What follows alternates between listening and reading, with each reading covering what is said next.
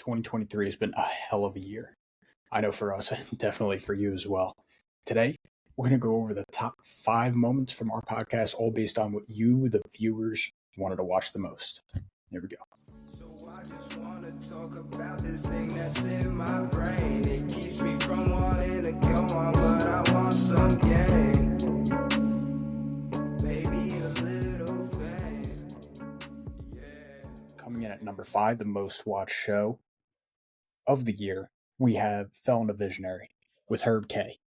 Now, in this clip, you're going to see Herb starting to articulate his point on the realities of what our governmental system is in America and what he actually believes it ought to be. Have a listen. Here's anti-politism. It's democracy by law. It's a republic, not a democracy. First of all, you have to understand we're not a democracy, we're a republic. We have representative government. You can't have a country this size and have a direct democracy. It would be impossible to have all 340 million Americans voting on every issue. That's insane. So we're a republic. Okay, that's what a republic is. So how do we have a republic in the modern age and not do exactly what we're doing, which is spend ourselves over the cliff, which is what's going to happen and why this might be a viable alternative. And this is how it came to me, because the end is coming. So, and by the way, just that one last digression on that, it's unavoidable. There's nothing that could be done now to stop. It's the wheels are in motion. And just the interest payments alone. Yeah. Just the interest payments alone are. It'll take very little to throw the. Slightly digressing. I know I'm a big digressor. I can't help myself. But the biggest mistake Joe Biden's made as president was breaking a promise that was made in 1948 that we've kept all this time until now, which we promised in 1948 in Bretton Woods, New Hampshire, that we would, if the world would use the dollar as its reserve currency, we would never weaponize the dollar. That was an explicit promise made by the United States government. And every single president and Congress since then, Democrat and Republican, have honored that promise until that idiot, senile moron that we have in the White House decided to shut the Russians out of SWIFT, which is the international movement of money. That was weaponizing the dollar. And it is not some kind of coincidence that you're hearing more and more talk about people wanting to trade in alternative currencies. And when did that occur? When did the Russian cut out of SWIFT? Yeah.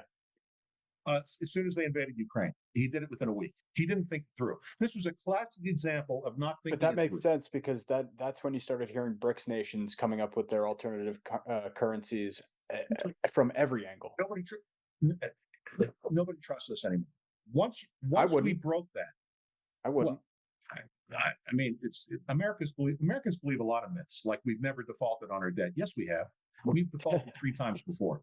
Coming in at number 4, we have episode number 30, and this is the Western Identity Crisis with Faizan.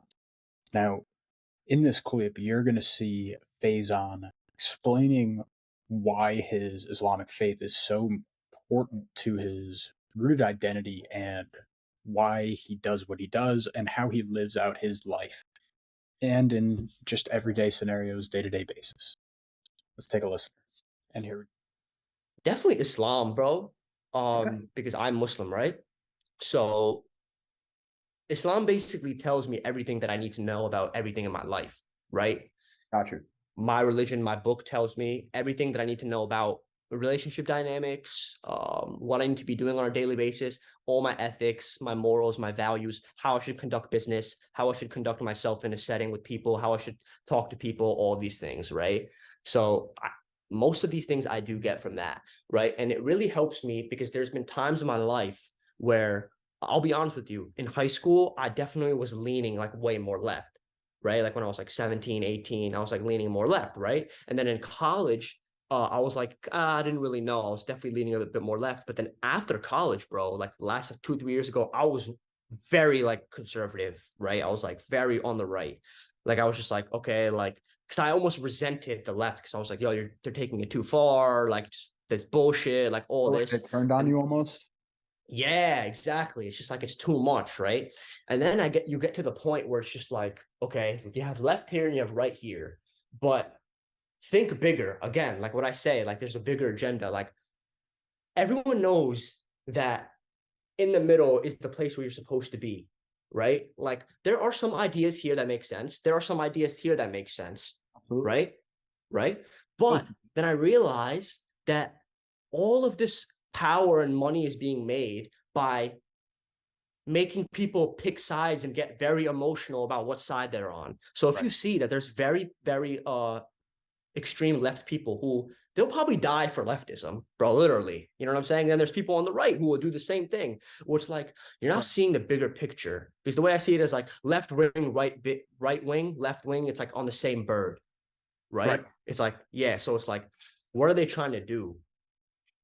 Right? Like, what are they trying to make? What are they trying to make me forget? What are they trying to make me like not pay attention to so that I pay attention to these political debates that are going on? You know what I'm saying? Like, what are they trying to do here?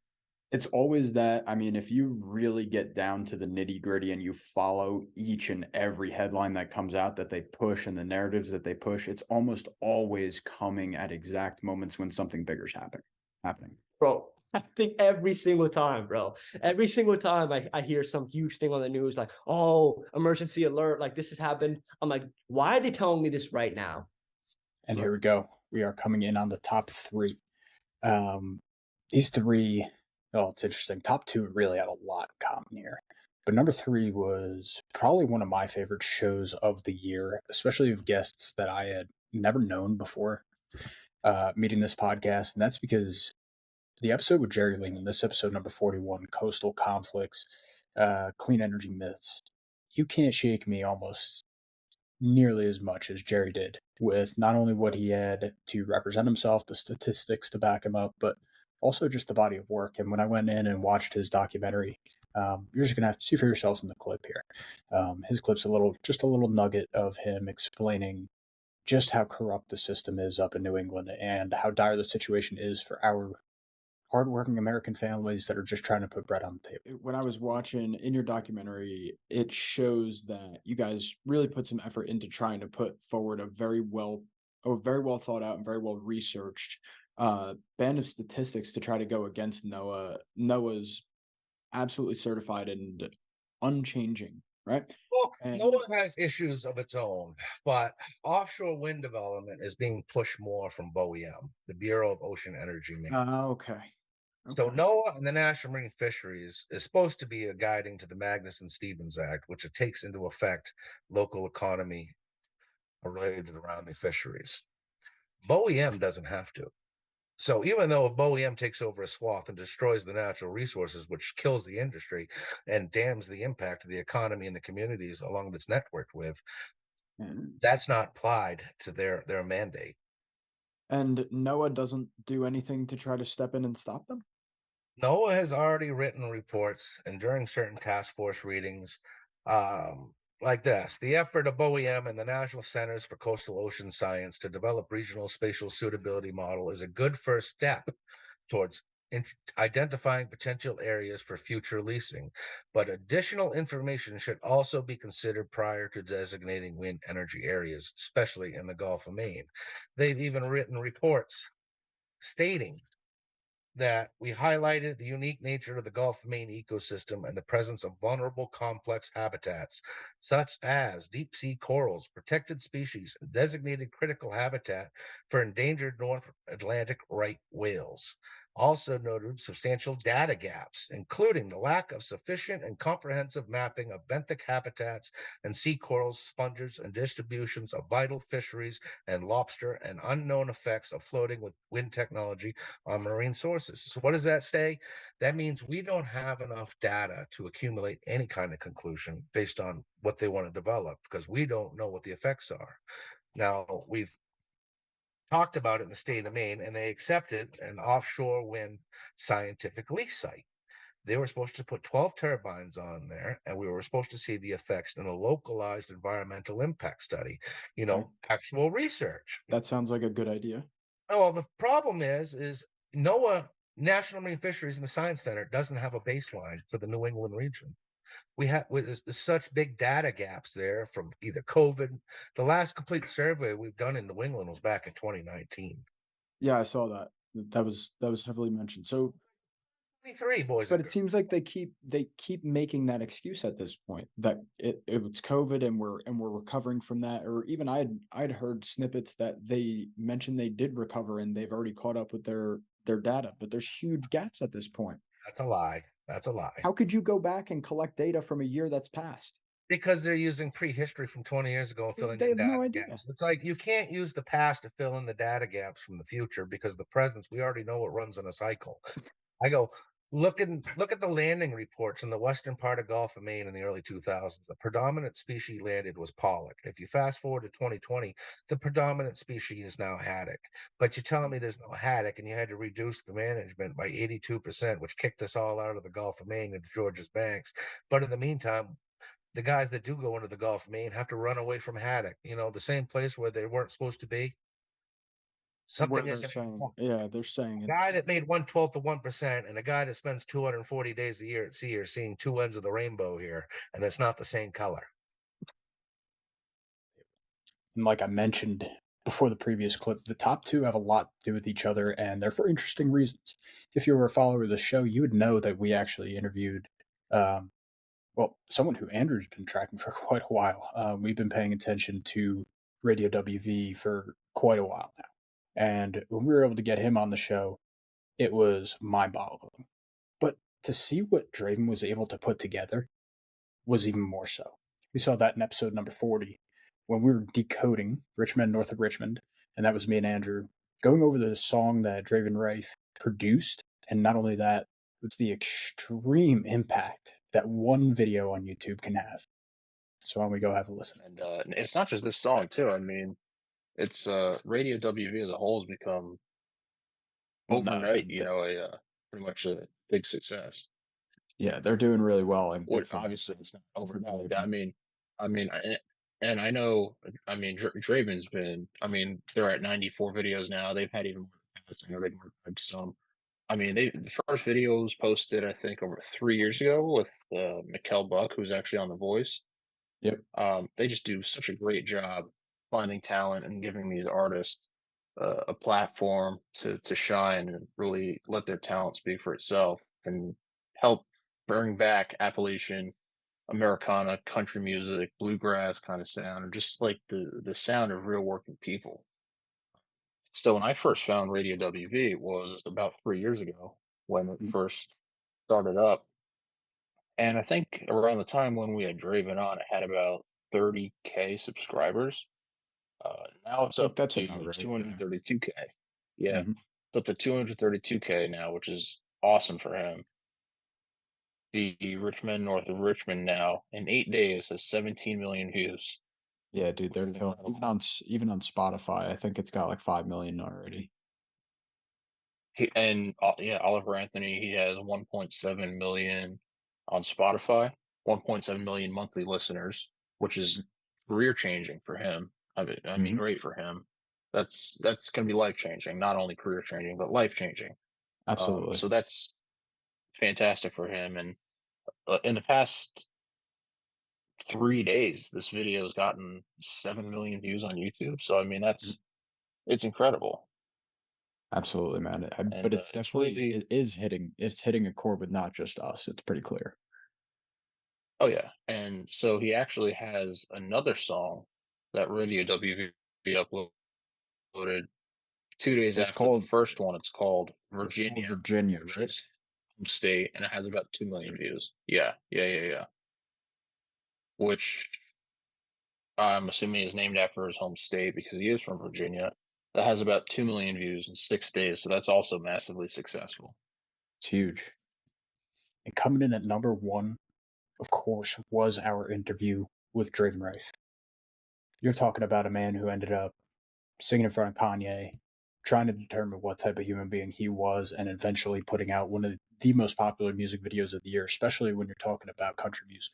So let's just get a little deep dive into what is the mastermind of Draven Riffe, and let's just see our number one viewed video of the year. Let's take a listen. Number 22, Getting Creative, Draven Riffe. If he thinks my stuff is cool and I wouldn't play that back home, I was like, dude, I'm not going to follow that strict, has to be back home approved. Right. When it comes to my music. because Right. dude, gotta be myself. Strict cookie cutter stuff. Exactly. Yeah, exactly. And that was like freeing to me in that I was like, you know what? I was myself for Kanye. And not saying that my folk music isn't myself, dude, because I mean that's a part of my life too. Right. You know, but it The was part just that wants to come out is finally coming out. yeah, it was like freeing to me. It's like, yeah, dude, you can be yourself. You know, you wouldn't have played that back home, and you played it for Kanye. He thought it was dope. He said it was fire. So, therefore, my music is not going to be. I'm not going to be like, how is this going to go over with this crowd or that crowd anymore? I'm just going to release music, however I want to at the time. I might go through a blues phase, dude. I might be singing the blues. I might be, you know what I mean? I might make something that's straight pop or poppy, funny, like It makes so whatever. much sense. It makes so much sense to me. Yeah, man. So that was kind of freeing to me, and that, yeah. It totally explains it. And that feeling of like being free as an artist, there's nothing that feels better than that, right? When you're not constricted by any like local norms, like for you out there, right? Oh, you got to strictly be like Tyler Childers' Outlaw, right? Or the Huntington scene, which I'm not entirely familiar with, based on what you're saying, right? Yeah. Or if here, right, if I was to try and go out and play country music, it'd be like the same thing, right? Be like, what is this kid doing, right? Like, Yeah. so like for an artist, say, who like is in like New York City, say, and wants to play country music, or in any sort of like market where like a certain type of music isn't popular, that say like they like creating, like what advice would you have to them? Well, that's a great question. I mean, you're talking to two of them. You're talking to two middle of the road, halfway leaning right wingers from New Jersey. So That's a great. Well, I would say my advice would be, you know, the market and the world nowadays is so inundated with so much stuff. So many songs are uploaded every day. So many people are rapping. So many people are being country singers. So many people are doing this or that. The number one there are so many cookie cutter people nowadays. The number one best thing you can be is yourself. And that is what is going to resonate with people, because there's only one you. Nobody can beat you at your own game of being yourself. You know what I mean? And for those of you who stuck around, I just can't thank you enough. You are the reason that I'm doing any of this. I mean, I can't, like I said, I can't thank you enough. All I could ask is please share this with anybody you might think it would enjoy any of these shows. They'll all be linked in the description. But not only that, enjoying the shows is one thing, but being a participant in the community, maybe wanting to be on the show, get on and debate, put your views forth. Like, this is what the American dream is about, and I could not be more grateful that I live in this country in the year that is now turning 2024. We have an opportunity, especially at the ballot box towards the end of this year. We have an opportunity to change the tides and to make this place what we would hope to raise our children and our grandchildren in, and I want to be a part of that together. In lieu of that, I want to just leave you guys with one of my favorite episodes. It wasn't in the top 5, but it was close. And this episode was with one of my dear friends, Dr. John Marshall. This is episode number 39, where you revisit baseball. We were talking American history, and of course, we were talking education, just like his background suggests. But this episode enlightened me. I had questions asked and answered. You just got to go have a listen for yourself. If you really do love the spirit of America, if you do believe we all are in this one and for all, I think you should go give this episode a listen, and also pay attention to some of the other things that we put together over this year, specifically stuff with Herb K, like number 5, an unranked one, Mr. Jack Decker, putting forth the state's First Amendment, right?